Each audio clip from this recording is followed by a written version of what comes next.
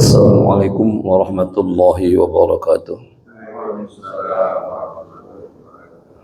Bismillahirrahmanirrahim. Alhamdulillah ala ma wajaba hamdah. Asyhadu an la ilaha illallah wahdahu la syarika lah.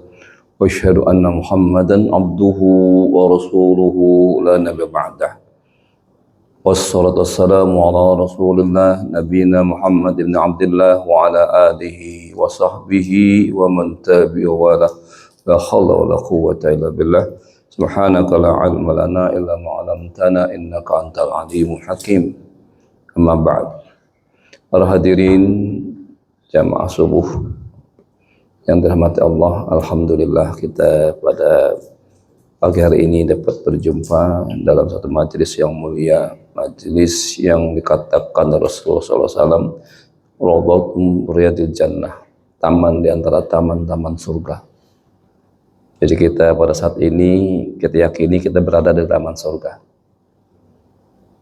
dan para malaikat mendoakan kita, Allahumma gfirlahu warhamhu wa'afihi wa'fu'an, Allahumma gfirlahu warhamhu, terus menerus didoakan selama kita berada di masjid ini.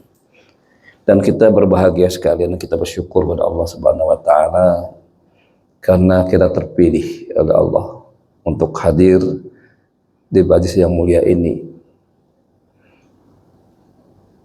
Karena tidak semua orang bisa melakukan aktivitas di pagi hari seperti ini, seperti yang kita lakukan saat ini.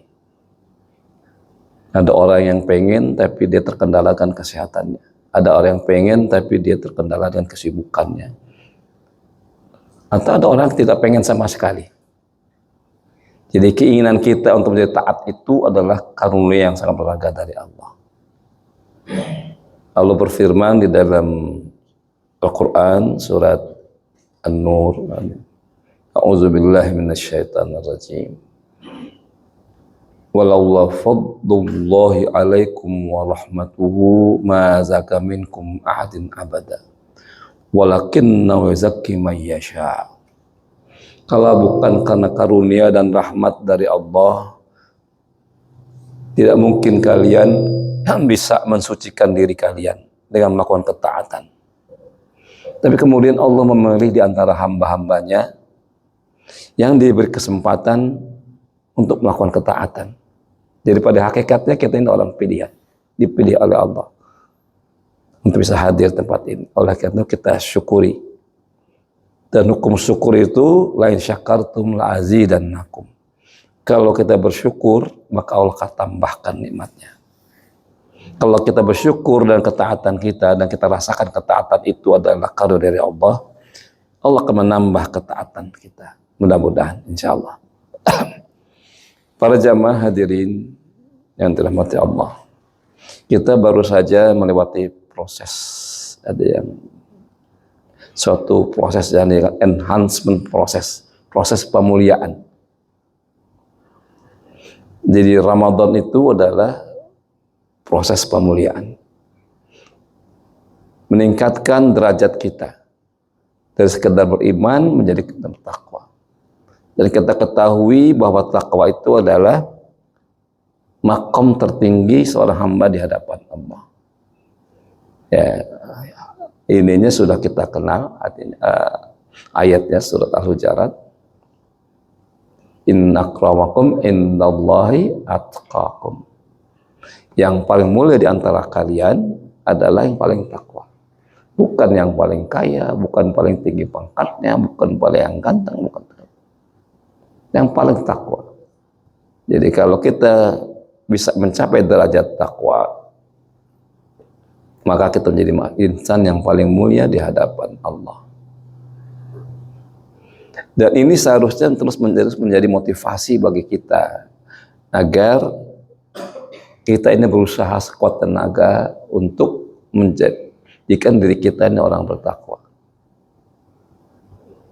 Karena ketakwaan itu banyak janji Allah yang Allah berikan kepada orang-orang yang bertakwa. Di dunia wal akhirah, baik di dunia pun di akhirat. Ayat yang sering kita dengar juga nih. Dan surat Talaq, "Wa may yattaqillah yaj'al lahu makhraja wa yarzuqhu min haitsu la yahtasib." Barang siapa bertakwa kepada Allah, maka Allah akan berikan jalan keluar dari setiap kesulitannya, dan Allah berikan rezeki dari arah yang tak terduga. Dalam ayat yang kelimanya, "Wa may yattaqillah yaj'al lahu fi amrihi yusra." Barang siapa bertakwa kepada Allah, maka akan dijadikan urusannya segalanya mudah. Ya. Janji-janji Allah seperti ini seharusnya mendorong kita untuk menjadikan kita bertakwa. Begitu pentingnya takwa, maka setiap Jumat kita diingatkan oleh khatib agar kita menjadi orang bertakwa. Bukan sekedar bertakwa, tapi sebenar-benarnya takwa. Bagi kita ya orang laki-laki yang tiap Jumat itu hadir ke masjid, familiar betul dengan surat yang di dalam Imran ayat 1-2 itu.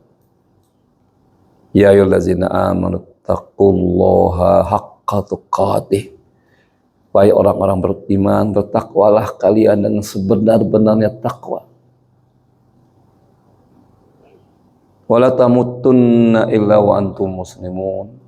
Dan janganlah sekali-kali kamu mati kecuali dalam keadaan sebagai seorang muslim membawa iman.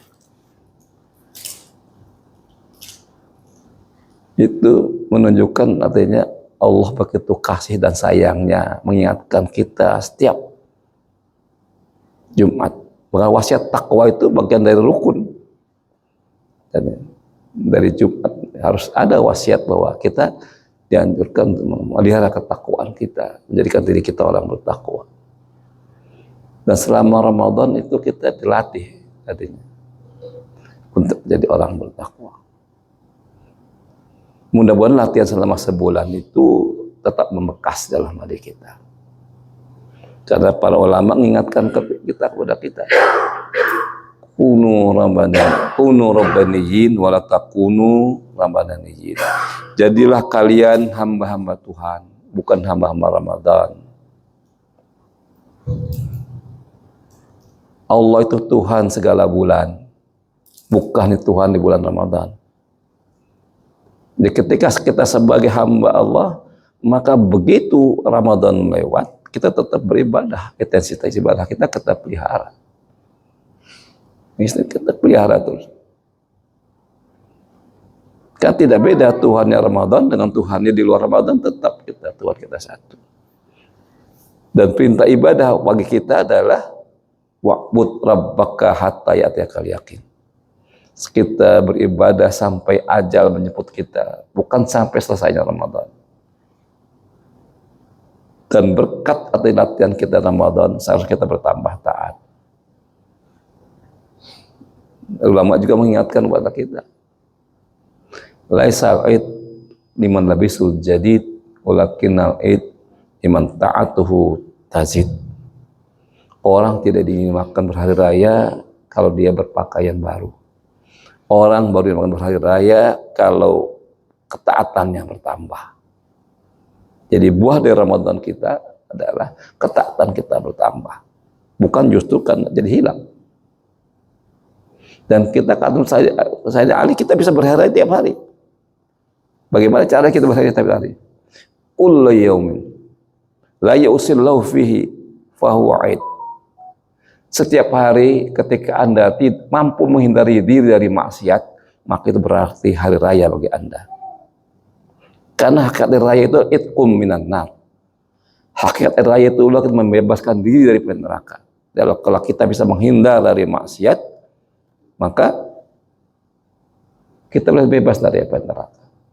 Jadi kalau kita memberhari tiap hari, kita usahakan diri kita ini, kita bermohon kepada Allah agar kita dijauhkan dari maksiat.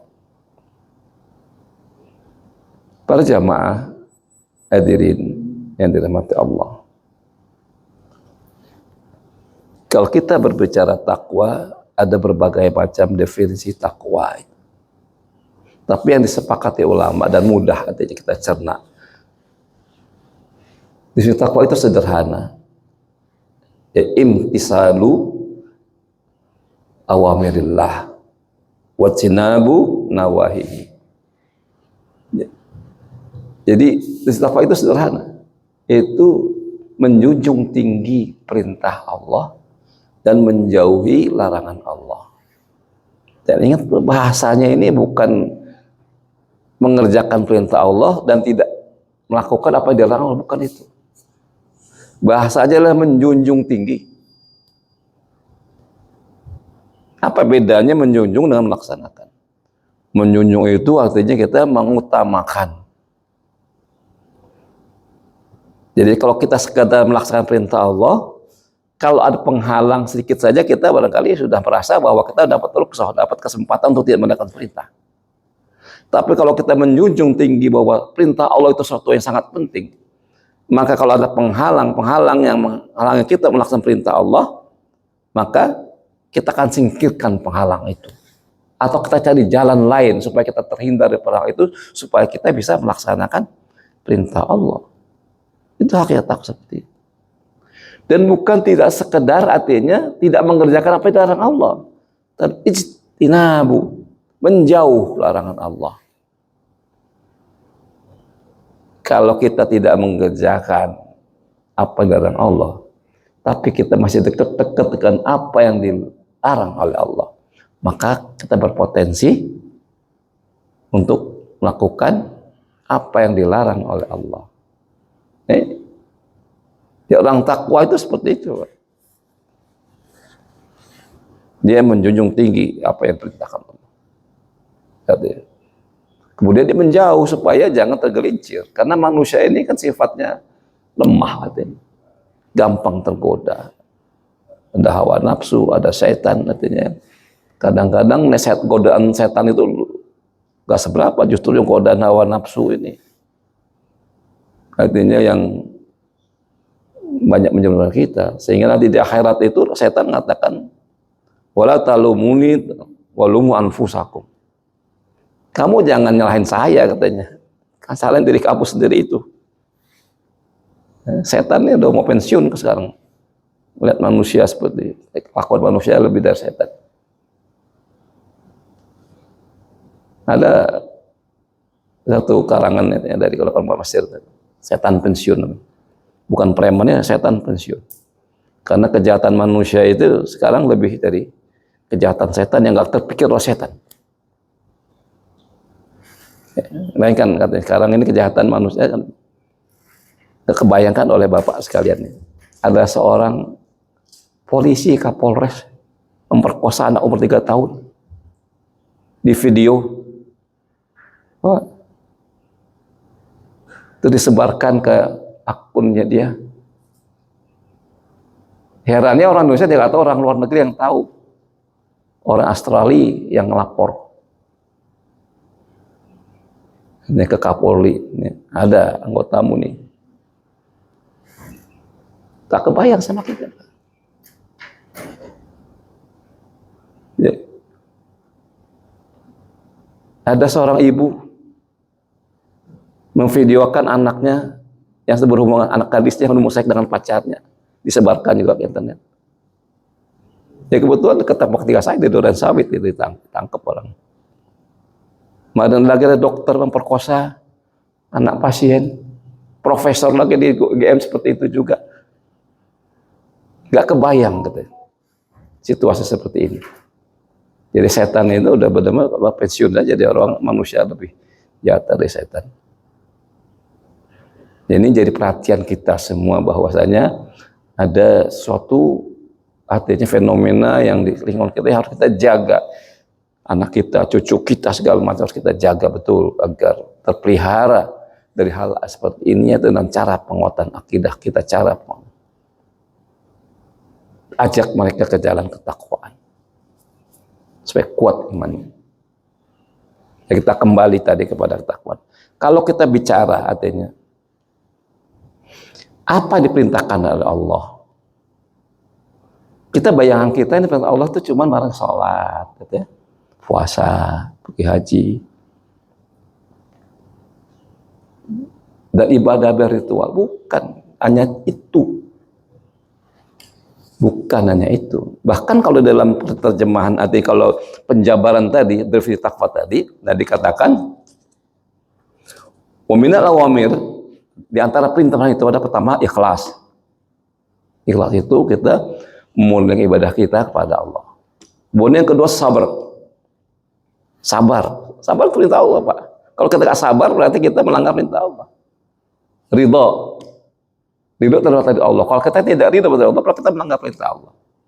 Syukur. Itu perintah Allah. Kalau kita tidak bersyukur, itu melanggar perintah Allah. Kita sholat segala macam, tadi kita sidok, tidak syukur, tidak sabar, itu pelanggaran bisa jadi lebih besar. Bahkan masalah syukur ini bagian dari pelanggaran yang besar. Karena Allah mengatakan, la in syakartum la azidannakum wa in kafartum in azabi lasyadid. Barang siapa bersyukur atas nikmatku, aku tambah nikmatnya. Tapi kufur, inna azabi lasyadid. Ingat, azabku sangat pedih. Artinya Allah tidak kalau misalnya kalau orang zina itu hukumnya jelas. Cuma dicambuk 100 kali. Tapi kalau tidak syukurnya, kalau bilang unlimited hukuman Allah boleh dibilang. Karena dia mengingkari apa yang Allah berikan kepada dia.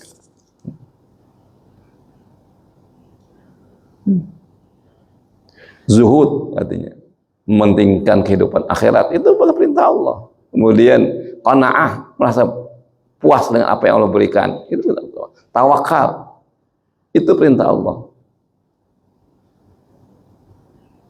Ya. Mencintai ahli ilmu, hobi ahli ilmu, itu perintah Allah. Mengikuti taklim ini, menuntut ilmu, perintah Allah. Jadi perintah Allah itu kita jabarkan tidak hanya pada ibadah-ibadah mahdoh saja. Jadi kalau kita menjunjung tinggi tentang takwa, dijunjung tinggi, semuanya itu dijunjung tinggi. Kemudian ada lagi, wa minan nawahi, di antara larangan-larangan Allah itu al-hiqdu, dendam, al-hasad, hasad, dengki, iri pada orang lain. Tidak senang orang menerima lebih nikmat dibanding kita. Wal baghi, kejam, bengis. Wal ghadab li ghairillah, marah bukan karena Allah. Artinya pemarah tapi marahnya sembarangan, bukan karena Allah. Al khadi'ah, menipu, yukhadi'un Allah wa khadi'um. Nipu, itu larangan dari Allah. Wal kibr, sombong. Wal ujub, merasa diri paling bagus, merasa diri paling benar, merasa diri paling pintar. Itu larangan Allah. Jadi kalau orang bertakwa itu juga termasuk yang harus dihindari, bukan dijauhi, bukan hanya sekedar tadi minum khamar, zina, itu memang betul. Tapi jangan lupa ada larangan-larangan Allah yang barangkali lebih mudah kita laksanakan. Kalau kita sudah di masjid ini nggak mungkin lah, kalau suruh zina itu nggak mungkin, suruh minum khamar juga nggak mungkin, suruh main judi juga barangkali kita ini nggak mungkin. Tapi kalau ghibah, bikin orang lain, barangkali kita masih sering, atau kita kurang syukurnya, kita kurang sabarnya, kita kurang menerima takdir Allah, itu masih mungkin kita lakukan walaupun kita sudah ada. Nah ini kita harus hati waspadain. Itu bagian dari tipu daya iblis yang akan menjerumuskan kita. Jadi harus kita perhatikan secara komprehensif ketika kita bicara larangan dan perintah Allah. Itu bagaimana kita kemudian merawat ketakwaan kita. Kita selama sebulan penuh dilatih. Jadi hawa itu artinya pengendalian, artinya hawa nafsu, artinya kita puasa itu adalah memang metode, satu metode. Kata Imam Ghazali, hawa nafsu itu ibarat binatang. Bagaimana cara mengendalikan binatang liar? Jangan kasih makan binatang liar itu, dia akan lemas, Pak. Ya, maka dia tidak liar lagi. Jadi binatang liar kalau nggak dikasih makan dia. Hawa nafsu kita juga, kalau kita dikasih makan, maka kemampuan kita melakukan sesuatu yang tidak baik itu menjadi berkurang. Maka caranya tadi kita berpuasa. Dan hadis lain mengatakan, ada mengatakan al-puasa junnah. Puasa itu adalah perisai untuk tidak melakukan perbuatan-perbuatan dosa. Jadi kalau orang puasa itu lemes ya, nggak punya pikiran macam-macam. Nggak mungkin dia berbuat maksiat kan. Karena itu nafsu kita dikendalikan dengan cara dengan puasa. Mungkin kalau dia binatang liar, kata Imam Ghazali, kasih beban. Binatang liar bebannya banyak itu dia nggak bakal macam-macam dia. Nggak jadi liar. Bebannya apa? Perbanyak ibadah. Makanya di bulan Ramadan itu kita perbanyak ibadah kita kan. Yang nggak biasa ya sholat tarawih kita. Yang nggak biasa Quran, jangan baca Quran. Diperbanyak ibadah kita sehingga nafsu kita menjadi tidak liar. Yang ketiga, kita mohon pada Allah supaya kita diberi kemampuan untuk mengendalikan hawa nafsu. Di dalam Ramadan juga kita banyak berdoa kepada Allah supaya kita bisa melaksanakan ibadah puasa dengan sebaik-baiknya. Sehingga dengan itu kita mempunyai cara untuk mengendalikan hawa nafsu kita. Dan alhamdulillah ya, kita mudah-mudahan kita masuk orang yang berhasil artinya mengendalikan hawa nafsu kita selama bulan Ramadan, kemudian kita membekas dalam diri kita. Tapi kalau kita tidak pelihara artinya kebaikan-kebaikan kita ya bulan Ramadan, ya maka berpotensi kita kembali lagi melakukan perbuatan-perbuatan yang tadi mencederai ketakwaan kita. Maka itu kemudian para ulama memberikan jalan kepada kita. Bagaimana caranya agar kita bisa memelihara, merawat ketakwaan yang kita miliki. Ini saya ada buku kitab yang didirikan oleh Dr. Abdul Nasir Olwan. Bukunya memang mengenai pendidikan anak. Bukan anak, pendidikan rohani, tarbiyatul ruhiyah. Jadi beliau mengatakan ada berapa poin yang harus kita lakukan untuk merawat ketakwaan. Yang pertama adalah mu'ahadah. Mu'ahadah itu kita ingat janji kita kepada Allah. Jadi kita ini dulu di alam rahim, di alam arwah, bukan alam rahim, pernah diambil janjinya oleh Allah. Allah mengatakan, alastu birabbikum. Apakah aku ini Tuhan kalian? Dan kita menjawab, bala syahidna. Betul. Artinya, saya bersaksi bahwa engkaulah Allah sebagai satu-satunya Tuhan. Ya kita ini mungkin tidak ingat, maka diingatkan oleh Allah dalam surat Al-A'raf bahwa kita pernah diambil janjinya oleh Allah bahwa kita ini bertuhan pada Allah. Kita ini memang tidak ingat, maka diingatkan. Sesuatu yang tidak kita ingat bukan berarti tidak pernah terjadi. Siapa yang ingat ketika kita dilahirkan oleh ibu kita? Nggak ada, nggak ingat. Tapi kita diceritakan oleh orang kita percaya bahwa inilah ibu kamu yang melahirkan. Kita nggak perlu perlu kita tes DNA dulu sama ibu kita yang sekarang kita anggap ibu nih. Nggak perlu kan, kita percaya aja karena yang mengabarkan itu orang yang kita percaya. Ya.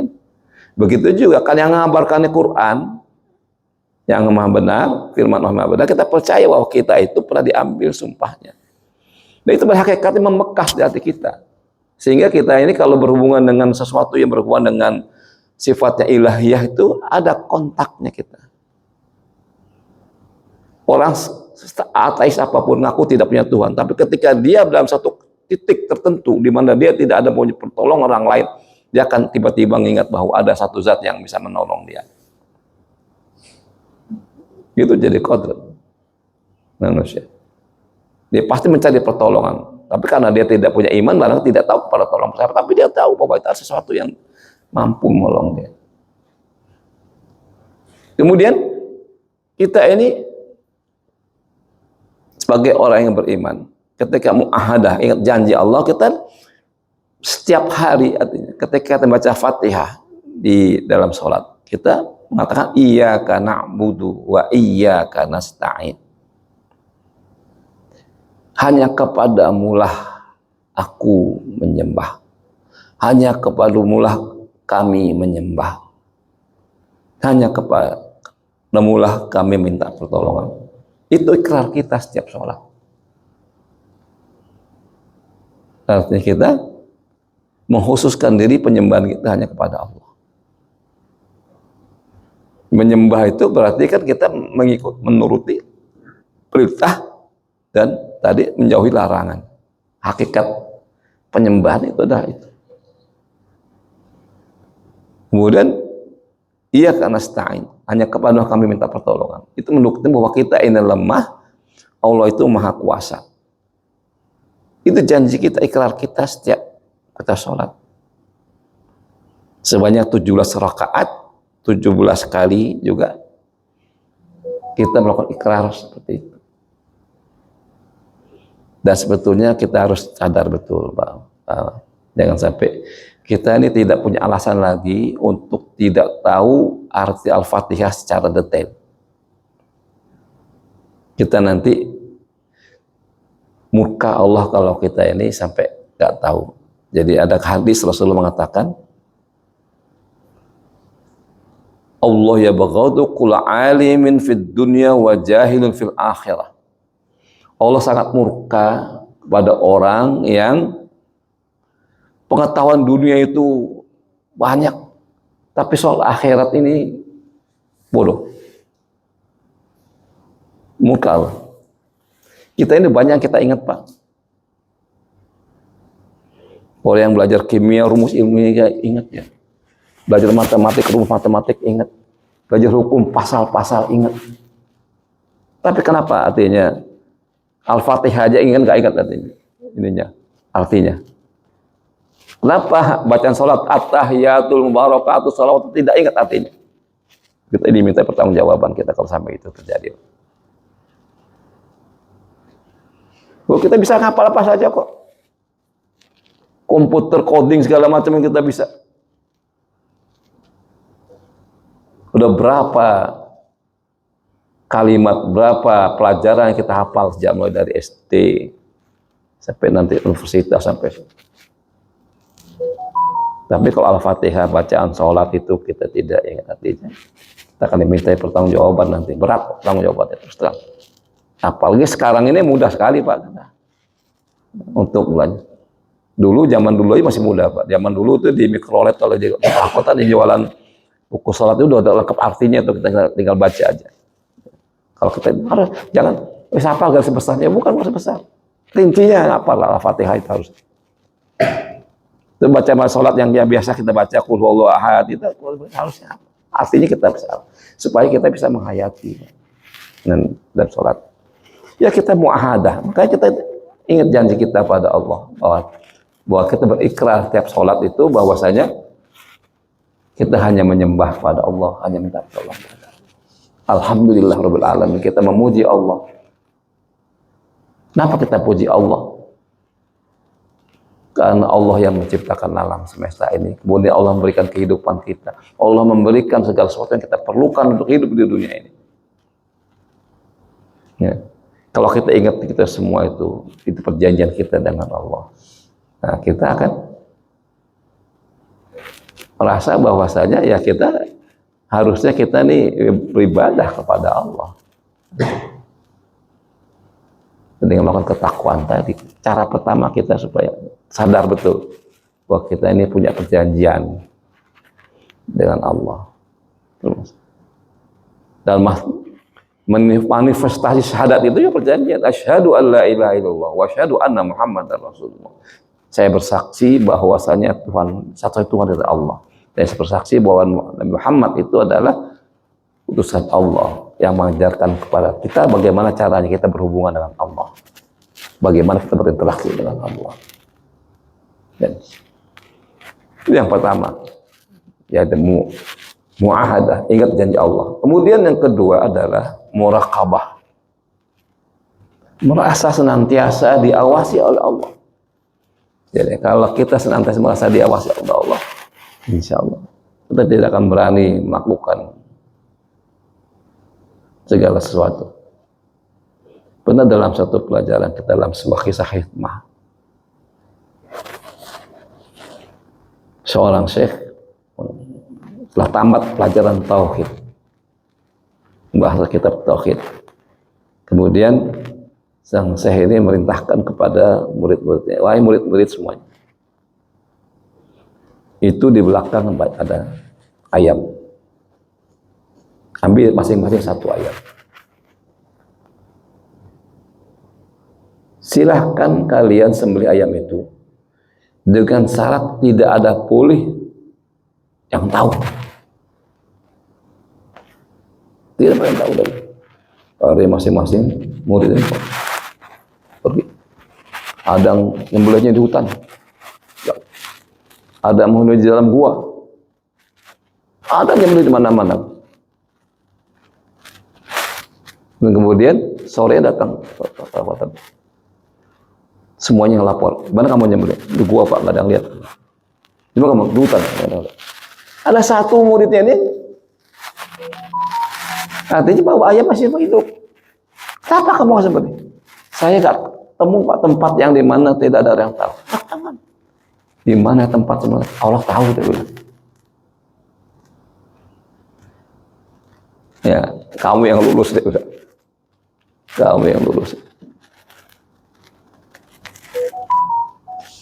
Nah, itu pelajaran tauhid. Ketika turun ayat, lillahi ma fis samawati wa fil ardi wa in tubtu ma fi anfusikum aw tukhfuhu yuhasibkum billah wa yaghfiru liman yasha wa yu'azzimu man yasha wallahu ala kulli syai'in qadir. Ketika turun ayat ini, para sahabat itu murung mukanya selama berhari-hari, Pak. Kita mungkin biasa-biasa saja kali. Tapi kalau sahabat itu karena imannya sudah kuat, murung. Kenapa murung? Karena nasa wa antum ma fi anfusikum tukhfuhu yuhasibkum billah. Kata-kata itu yang buat. Apa saja yang kamu nampakkan dalam perbuatanmu, apa saja yang kamu simpan dalam hatimu, semuanya akan dihisab oleh Allah. Takut mas sahabat. Jangankan sudah berbuat, sebelum berbuat saja berniat sudah dihisab sama Allah.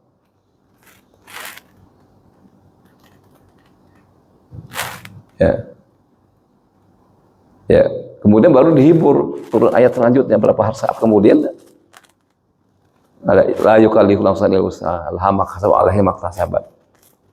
Kemudian Rasulullah mengajarkan, Allah mengajarkan bagaimana caranya kita supaya kita berdoa pada Allah, Rabbana la tu'akhizna in nasina a'tana rabbana, dan seterusnya.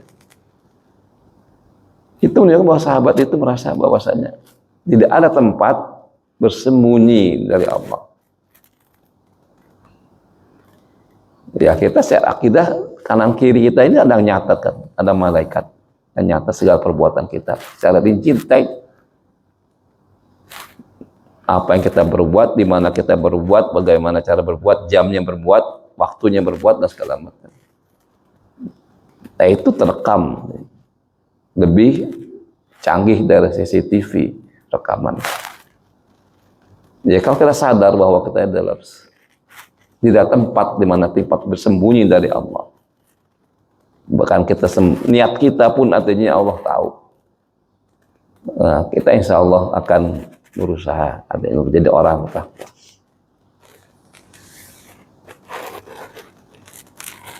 Yang ketiga adalah muhasabah. Muhasabah satu introspeksi. Allah berfirman dalam surat Al-Hasr,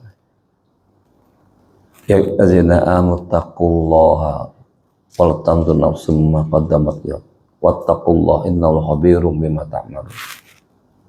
Wahai orang-orang beriman, perhatikanlah apa yang akan kalian perbuat untuk hari esok. Bertakwalah kalian, sungguh Allah Maha mengetahui. Secara rinci. Ayat ini artinya mendorong kita untuk muhasabah. Muhasabah itu kita berpikir kalau kita melangkah sesuatu, apa yang pernah kita lakukan dulu pasti tercatat. Kalau kita melangkah sesuatu akan berkebat apa nanti di bulan akan datang. Dan jadi sebetulnya seorang mukmin ini tuntut kecerdasannya melebihi ada kecerdasan seorang grandmaster. Jadi kalau kita grandmaster catur itu Pak, Kalau kita melangkah sekali langkah, dia sudah mikir akibatnya 10, berapa puluh langkah, berapa langkah di depan. Karena kalau salah langkah dia akan mati, dia kalah dia pasti kan. Dan orang mukmin itu dituntut bahwa kita ini langkah hari ini akibatnya nanti bukan sekedar 1 tahun 2 tahun ke depan, ribuan tahun ke depan nanti di akhirat itu gimana nanti resikonya. Jadi kalau kita cara berpikir kita sebagai itu, sadar bahwa kita nanti akan dimintai pertanggungjawaban kita terhadap segala apa yang kita perbuat, kita nggak berani ya ini berbuat sesuatu yang dampak nanti sangat berat. Dan repotnya nanti tidak ada hari koreksi lagi. Kalau kita masih hidup kita bisa koreksi, kita beramal taubat, beramal soleh. Tapi kalau kita tidak punya kesadaran, sebelum kita bertobat, sebelum kita memperbaiki diri kita, aja sudah cukup bikin nauzubillah min dzalik. Risiko akan terlalu berat kita tantang.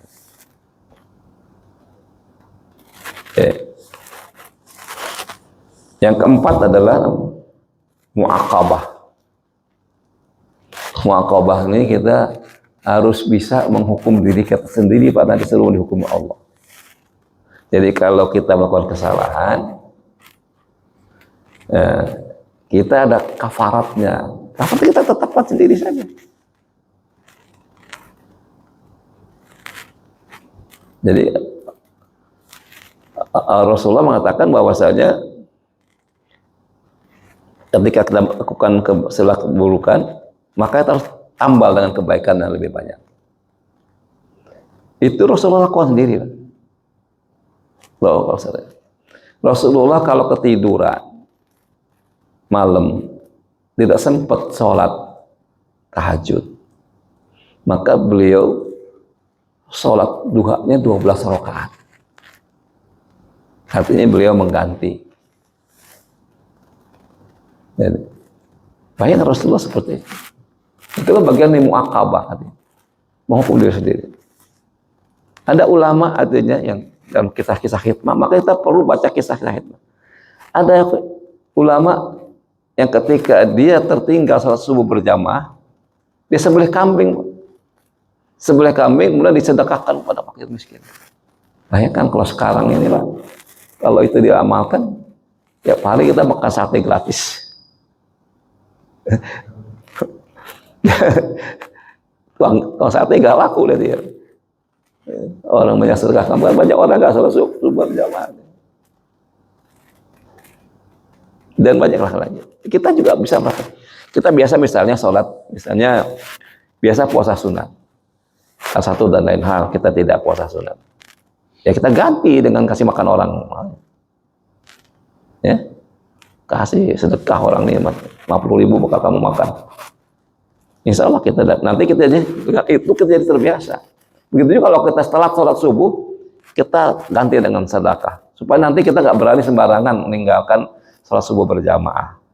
Tapi kalau kita tidak ada sifat mu'aqabah, kita anggap artinya itu ya dimaafkan, memang dimaafkan karena itu bagian dari sunnah, artinya bukan suatu hal yang membuat kita dosa. Tapi kalau kita biasakan diri kita gitu longgar, permisi seperti itu, lama-lama kita akan berkurang nanti pas semangat kita untuk ibadah.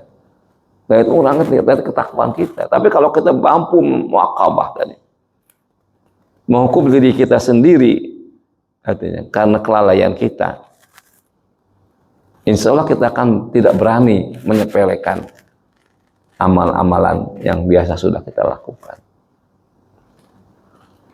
Kalau pagi kita biasa misalnya 2 halaman, baca Quran 3 halaman, ternyata lambat. Nanti malam kita harus ganti kita kalau yang tadi kita tertinggal kita ganti. Dan kita sesali kalau kita meninggalkan artinya kebiasaan-kebiasaan baik kita. Harus kita harus sensitif. Kata Imam Al-Ghazali, di antara tanda kematian hati itu, kalau dia tidak pernah merasa menyesal ketika dia luput dari kebaikan. Jadi kita luput dari kebaikan, kita sesali. Itu berarti hatinya mati. Tapi kalau kita Artinya luput melakukan kebaikan kita sesali, itu tanda hati kita hidup, nggak bisa mendekatkan diri pada Allah. Jadi syiar muaqabah ini perlu kita tumbuhkan. Jadi kita menghukum diri dia, menenda, melakukan kafarat. Jadi Rasulullah melakukan seperti itu, Umar bin Khattab juga seperti itu. Artinya kalau luput kebaikan, maka dia akan kebaikan lain yang lebih besar, baik ganti, supaya dia tidak menyepelekan kebaikan-kebaikan yang sudah biasa dia lakukan. Yang terakhir adalah tadi sifat mujahadah, bersungguh-sungguh untuk melakukan suatu amal kebaikan. Hilangkan semua, jangan karena kadang-kadang hujan sedikit kita malas jadi ke masjid gitu kan, hujan rintik-rintik, atau jadi alasan kita untuk tidak ke masjid misalnya. Padahal kita sudah biasa ke masjid, ya kita lawan. Untuk hal dunia saja kita berani seperti itu, apakah kita kalau hujan besar itu gak ke kantor kita? Ke kantor kita tetap Pak. Nah, cuma gerimis saja, kita masa aja kan gerimis saja kita nggak ke masjid gitu kan. Malam bergadang kita, anak sakit atau istri sakit, nggak tidur ke semalam. Besok harus kantor, kita kantor juga kan, nggak mungkin kita saya nggak kantor, istri karena semalam saya begadang, anak saya sakit. Ke kantor juga, kalau mau ngantuk-ngantuk kita kan. Lalu kalau kita satu hari tidak bisa tidur malam, alasan ngantuk kita jadi gak ke masjid misalnya subuhnya, ya kita kurang latih mujahadahnya. Kita berdoa kepada Allah supaya kita bisa menghilangkan penghalang-penghalang ibadah kita. Dan kita harus sensitif, dan hati kita hidupkan. Kalau kita berkali-kali terhalang dalam melakukan kebaikan, kita harus membanyak istighfar. Jangan-jangan kita ini masih terlalu kotor sehingga Allah tidak mau kita dekati. Ya kita ini. Jangan angkat sepele Pak. Kok bawaannya kita terlambat terus sholat misalnya gitu. Ada kesibukan terus. Sehingga kita bisa sholat berjamaah. Harus kita perhatikan. Jadi kita sensitif dalam keadaan ini. Jangan kita anggap bahwa itu biasa aja. Bukan. Kalau memang berkali-kali, kalau sekali-sekali barangkali kita bisa ini. Tapi kalau berkali-kali sehingga berbuat terhalang dalam membuat suatu kebaikan, terhalang berbuat sesuatu yang terbaik, sholat berjamaah, itu harus waspada kita. Jangan-jangan ada dosa kita yang masih menjadi beban dari kita. Dan kita banyak istighfar, ya Allah, mudahkan aku dalam ibadah. Nah, dengan cara itu kita bisa merawat takwaan kita. Jadi intinya kalau kita merawat takwaan, pertama adalah mu'ahadah, ingat janji Allah. Jangan. Kemudian muraqabah, merasa selalu diawasi oleh Allah. Yang ketiga, muhasabah, selalu introspeksi kepada Allah. Yang keempat, muaqabah. Muaqabah itu mampu menghukum diri sendiri atas kelalaian kita dalam melakukan kebaikan-kebaikan. Artinya menghukumnya itu bukan menghukum dengan satu hal yang baik, tapi menghukum dengan cara berbuat kebaikan yang lebih banyak lagi dengan versi yang lain misalnya. Kalau versi ini tidak bisa, versi yang lain kita terhalang, versi yang lain kita lakukan kebaikan yang banyak. Tadi kalau kita tidak bisa puasa, ya kita sedekah. Denda kita 50.000 sekali gak puasa misalnya gitu. Gak sholat berjamaah sekali 25.000 gitu kan. Ya kita dengan itu kita akan hati-hati nanti. Nah, yang terakhir adanya mujahadah, kita berusaha sungguh-sungguh untuk melakukan hal-hal yang terbaik dalam ibadah kita. Dengan itu insya Allah kita bisa merawat ketakwaan kita dengan baik. Dan mudah-mudahan Allah memudahkan kita untuk menjadi orang-orang yang bertakwa sesuai dengan makom yang kita miliki. Karena perintah Allah adalah ittaqullaha mastata'tum. Bertakwalah kalian semampu kalian. Tapi bukan semau kalian. Gitu kan? Semampu kalian, sampai batas maksimal kemampuan kita. Ya. Nah itu kalau kejar. Ya. Kita berdoa kepada Allah karena Allah yang memberi taufik dan hidayah kepada kita untuk memudahkan kita menjadi orang-orang yang diperkenalkan mendekatnya. Wallahu muwaffiq ila aqwamit thoriq. Allah beri taufik kepada kita dan pada jalan yang lebih baik. Itu saja yang dapat kami sampaikan. Mudah-mudahan berkenan dan bisa menjadi inspirasi bagi kita. Mudah-mudahan jelas. Kalau ada barangkali perlu yang dipertanyakan, kami persilahkan. Mudah-mudahan bisa saya jawab.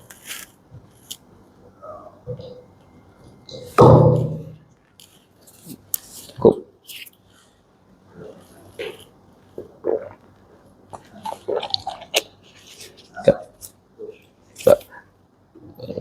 Kalau cukup ya kita tutup dengan doa. Bismillahirrahmanirrahim. Alhamdulillahirabbil alamin. Hamdan yuafi ni'amahu wa yukafi mazidah. Ya Rabbana lakal hamdu kama yanbaghi li jalali wajhikal karim wa 'azimi sultanik. Subhanaka la nuhsi sanah saita ala nafsik. Allahumma shalli wa sallim wa barik ala sayyidina Muhammadin wa ala alihi wa sahbihi ajma'in. Allahumma aqsim lana min khasyatika ma tahulu bainana wa baina ma'asik.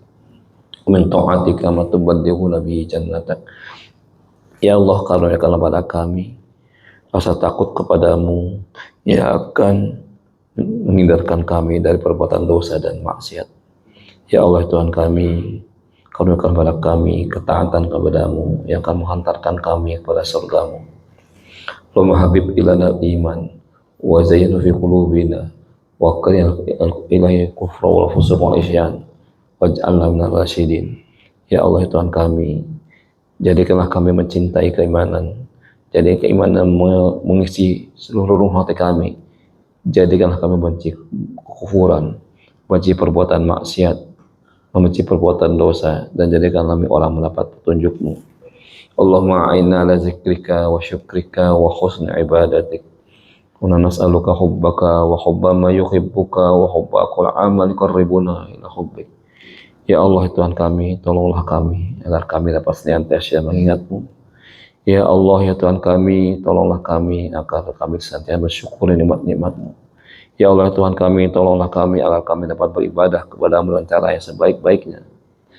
Ya Allah Tuhan kami, aku mohon cinta-Mu, aku mohon cinta orang-orang yang mencintai-Mu. Jadikanlah hati kami cinta terhadap segala perbuatan yang akan menghantarkan kami kepada cinta-Mu. Rabbana hab lana min azwajina wa dhurriyyatina qurrata a'yun waj'alna lil muttaqina imama. Rabbana la tuzigh qulubana ba'da idh hadaytana wa hab lana min ladunka rahmah innaka antal wahhab. Rabbana atina fid dunya hasanah wa fil akhirati hasanah wa qina adzaban nar. Subhana rabbika rabbil izzati amma yasifun. Wassalamun alal mursalin walhamdulillahi rabbil alamin. Subhanakallah bihamdika asyhadu an la ilaha illa anta astaghfiruka wa atubu ilaik. Assalamualaikum warahmatullahi wabarakatuh.